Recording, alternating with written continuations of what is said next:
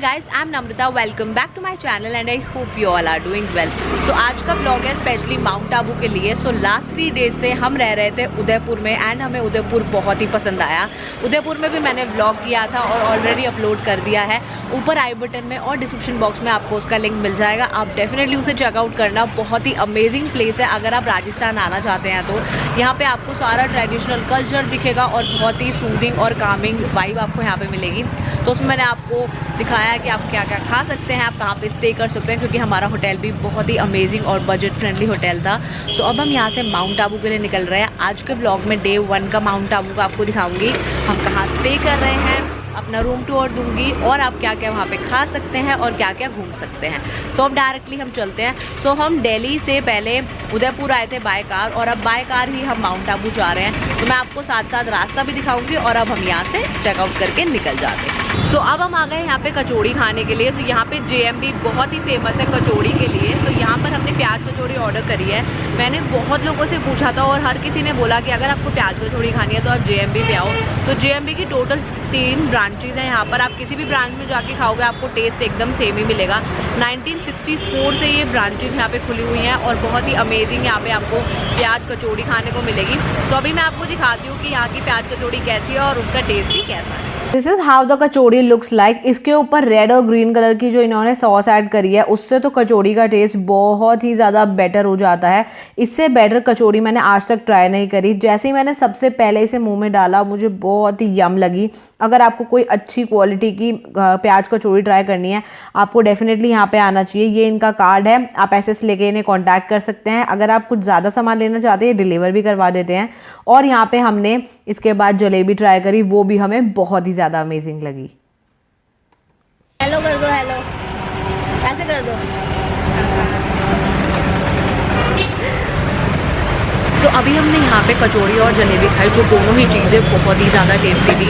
इन्होंने उसके बाद बताया कि यहाँ पर आपको स्वीट्स भी मिल जाएंगे. इनकी पूरी की पूरी स्वीट शॉप है जिनमें आपको बहुत ही अमेजिंग वैरायटी मिलेगी.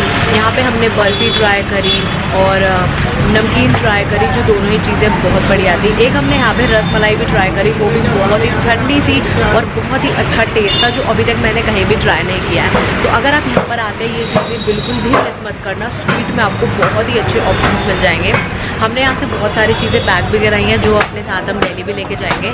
और यहाँ पे आपको अगर कुछ लेना भी है तो हो सकता है ये पार्सल भी कर देते हैं. तो अगर आप कभी भी यहाँ आते हैं तो ये चीज़ भी आप यहाँ से ट्राई कर सकते हैं. और ये चीज़ आपको बिल्कुल भी मिस नहीं करनी चाहिए. ये बहुत ही ज़्यादा फेमस भी है और चीज़ें भी बहुत टेस्टी है.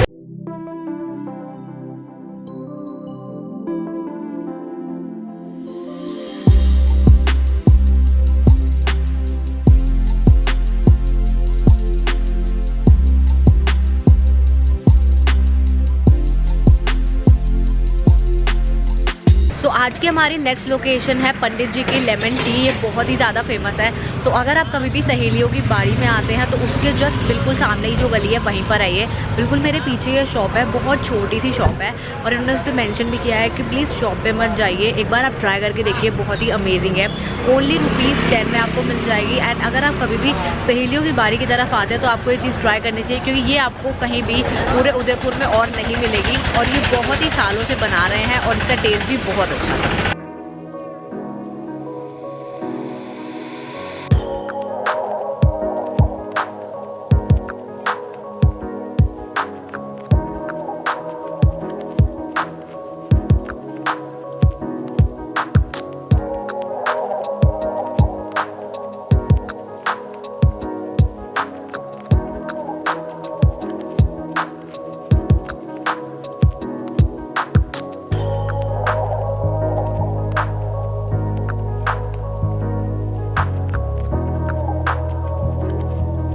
सो माउंट आबू जाने के रास्ते में हमारा एक बहुत ही गंदा एक्सीडेंट हो गया एंड हम बिल्कुल भी बिलीव नहीं कर पा रहे कि हमारे साथ ऐसा हो गया है. इस टाइम भी हमें बहुत ज़्यादा डर लग रहा है ये देख के, बट शुक्र है कि सारे के सारे बच चुके हैं. तो हमारे साथ ये हुआ कि अभी जस्ट एक टोल आया था तो वहाँ पे हमने गाड़ी अपनी स्विच कर ली. पहले मेरे पापा चला रहे थे और मम्मी आगे बैठी थी और फिर हमने स्विच कर ली. मेरा भाई चला रहा था और मैं साथ में बैठी थी. नॉर्मल स्पीड जो 100 की होती है उसी से जा रहे थे हम. एंड एकदम से 2 गायें विदिन 100 मीटर्स के अंदर एकदम से भागती हुई आ गई एंड हमें समझ ही नहीं आया एकदम से कि हम क्या करें। तो जितनी तेज़ हम ब्रेक मार सकते थे उतनी तेज़ हमने ब्रेक मार दी। शुक्र है हम सब ने बेल्ट वेयर करी हुई थी। तो मुझे आज ये समझ में आया कि बेल्ट आप हमेशा वेयर करो, बहुत ज़्यादा सेफ्टी मिलती है आपको उससे। सो बेल्ट की वजह से मेरे हाथ में एक कैमरा भी था, उस टाइम मैं शूट नहीं कर रही थी, मेरे पास फ़ोन भी था और वो सारी चीज़ें बच गई, मैं बच गई। बट हमारे गाड़ी की जो लेफ़्ट साइड है वो पूरी की पूरी, जिस साइड मैं बैठी थी वो पूरी की पूरी दब चुकी है और अब मेरी साइड का गेट भी नहीं खुल रहा है। अभी मैं आपको उसकी पूरी की पूरी फुटेज दिखाती हूँ। और दूसरी बात ये भी शुक्र है हमारे साथ साथ वो गाय भी बच गई, उसको भी कुछ भी नहीं हुआ है, not even a single thing, बिल्कुल एकदम ओके है वो। हमने उसे देखा भी बाद में, तो आसपास जो थोड़े से लोग थे बहुत कोऑपरेटिव थे, उन्होंने हमसे भी आके पूछा क्योंकि उन्होंने देखा था कि हमारी कोई भी गलती नहीं थी, इतनी जल्दी हम गाड़ी रोक ही नहीं सकते थे। और अगर मेरे पापा ये गाड़ी चला रहे होते तो हो सकता है कि वो और ज़्यादा होपलेस हो जाते और पता नहीं और क्या क्या हो जाता। तो शुक्र है कि मेरा भाई चला रहा था और हम बिल्कुल सब एकदम ओके है, बिल्कुल सेफ़ है। बट थोड़ा सा गाड़ी को डैमेज ज़रूर हो गया है। तो हम आगे जा रहे थे माउंट आबू, बट अभी ऐसा लग रहा है कि प्लान कैंसिल होते हुए, क्योंकि इस रास्ते में ऐसा कोई भी चीज़ नहीं है, क्योंकि अभी हमें किसी सर्विस सेंटर ही ले जानी पड़ेगी और ऑलमोस्ट 100 किलोमीटर्स के बाद ही वो दिखा रहा है और ऊपर चढ़ाई भी है, तो हो सकता है आगे हम ना जा पाए। अभी वो बात कर रहे हैं। तो अभी सबसे पहले मैं आपको यहाँ से अपना वो दिखाती हूँ कि गाड़ी की क्या हालत हुई है। पीछे ही मेरी गाड़ी है, यहाँ पे हमने साइड में लगा रखी है। पहले तो हम बहुत ज़्यादा डर गए थे, बट अभी फिर भी ओके है कि हम सब बच गए, गाय बच गई, गाड़ी कोई बात नहीं, ठीक हो जाएगी।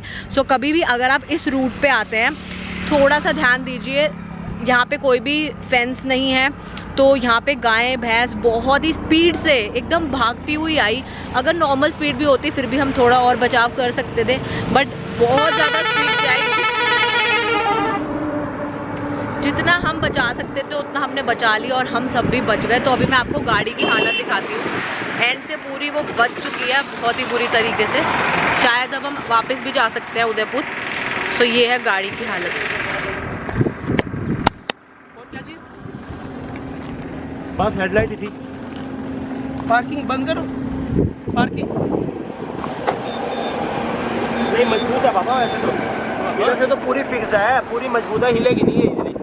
बस ये जो ये नहीं हिला, अंदर कुछ नहीं डैमेज हुआ कैसी बाहर नहीं हुआ, सिर्फ बॉडी डैमेज हुई है। बॉडी डैमेज हुई है, अंदर ही कुछ डैमेज हुआ। और ये ऊपर का बम्पर, हाँ ये देखो बम्पर हिल गया पूरा। दिख रहा है, दिख रहा है। ये बेटा हटाया नहीं कि पैर वगैरह को टच लगा। ये हटा देता हूँ बस। नहीं उससे हटाना था ना, वो लोहे का जो तो निकाला था, निकाल दोबारा। ध्यान से बेटा, हाथ करो, ध्यान से कर रहा है। ये वाला गेट भी ओपन नहीं हो रहा है, नहीं इससे ज़्यादा नहीं ओपन हो रहा, बस इतना ही। ये अटक गया है ना।